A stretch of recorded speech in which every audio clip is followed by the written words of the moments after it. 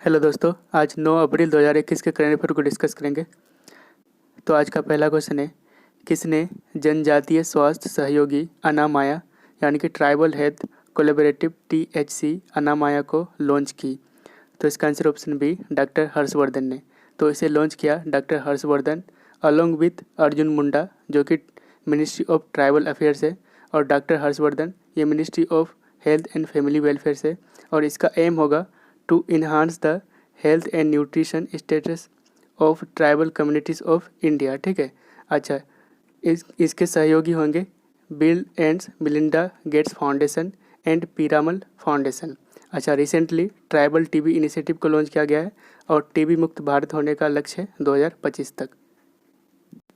अगला क्वेश्चन है, CDB के नए अध्यक्ष और MD यानी कि न्यू चेयरमैन एंड MD कौन बने? तो इसका answer option C, S Raman new chairman and MD बने CDB के।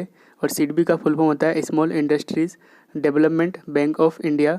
कब बना था? तो 1990 में। हेडक्वार्टर है लखनऊ में। अगला क्वेश्चन है, भारत की पहली नाविक यानी कि सेलर कौन बनी जो ओलंपिक के लिए क्वालिफाई हुआ? तो इसका आंसर है ऑप्शन बी, नेथरा कुमाना। अगला क्वेश्चन है, केंद्रीय सतर्कता आयोग के अधिकारियों यानी कि सेंट्रल विजिलेंस कमीशन के ऑफिसर्स को अब कितने साल बाद ट्रांसफ़र किए जाएंगे? तो इसका आंसर ऑप्शन बी, 3 साल बाद। तो अब CBC के अधिकारियों को 3 साल बाद ही किसी स्थान से ट्रांसफ़र किया जाएगा। तो CBC ने हाल ही में अपने गाइडलाइंस को मॉडिफाई किया है for transfer and posting of official. CVC यानी कि सेंट्रल विजिलेंस कमीशन ये एक स्टेचुटरी बॉडी है यानी कि सांविधिक निकाय है। तो कब बना था ये? 1964 में। तो हेडक्वार्टर है इसका न्यू दिल्ली में। और इनका काम है केंद्र सरकार के भ्रष्टाचार को रोकना, preventing corruption in the central government. और इनका कंपोजिशन देख लेते हैं। तो इसमें एक सेंट्रल विजिलेंस कमिश्नर होता है यानी कि केंद्रीय सतर्कता आयुक्त and not more than 2 vigilance commissioner. और इन दोनों को अपॉइंट करते हैं प्रेसिडेंट। अच्छा, फर्स्ट सेंट्रल विजिलेंस कमिश्नर कौन बना था? तो इसका आप कमेंट में आंसर जरूर दीजिएगा। अगला क्वेश्चन है, एयरपोर्ट अथॉरिटी ऑफ इंडिया का नया अध्यक्ष कौन बना? तो इसका answer option B, Sanjeev Kumar IAS officer ये एयरपोर्ट अथॉरिटी ऑफ इंडिया का चेयरमैन बना है। अच्छा, एयरपोर्ट अथॉरिटी ऑफ इंडिया ये कब बना था? तो 1995 में। और हेडक्वार्टर है न्यू दिल्ली में। अगला क्वेश्चन है, SECI किस जिले में 50 मेगावाट सोलर पावर प्रोजेक्ट बनाएंगे? तो इसका answer option A, Leh district में लद्दाख यूनियन टेरेटरी में 50 मेगावाट सोलर पावर प्रोजेक्ट बनाए जाएंगे। तो इसको बनाएंगे solar energy corporation of India limited ने। और इसका हेडक्वार्टर है न्यू दिल्ली में। और इनके लिए MOU यानी कि मेमोरेंडम ऑफ अंडरस्टैंडिंग साइन किया गया between Ladakh administration, Leh hill council and SECI यानी कि solar energy corporation of India limited. तो अभी लद्दाख का गवर्नर कौन है, मतलब लेफ्टिनेंट गवर्नर? तो RK माथुर। अगला क्वेश्चन है, Pong dam lake wild life sanctuary किस राज्य में स्थित है? तो इसका आंसर है ऑप्शन सी, हिमाचल प्रदेश में। तो अब ये न्यूज़ में क्यों है? क्योंकि अराउंड 100 ऑफ बर्ड्स यहाँ पे मृत पाया गया है ड्यू टू बर्ड फ्लू। और बर्ड फ्लू को हम जानते हैं एवियन इन्फ्लुएंजा के नाम से।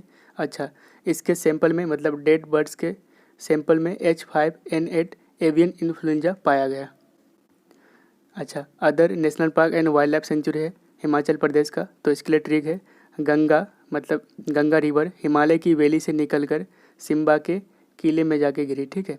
तो सिंपल सा ट्रिक है, गंगा हिमालय की वैली से निकलकर सिम्बा के किले में गिरी। तो यहाँ पे कीवर्ड है गंगा। तो गंगा से हो जाएंगे खीर गंगा नेशनल पार्क। हिमालय से हो जाएंगे ग्रेट हिमालयन नेशनल पार्क। अच्छा, ये यूनेस्को वर्ल्ड हेरिटेज साइट भी है। अच्छा, वैली से हो जाएंगे पीन वैली नेशनल पार्क।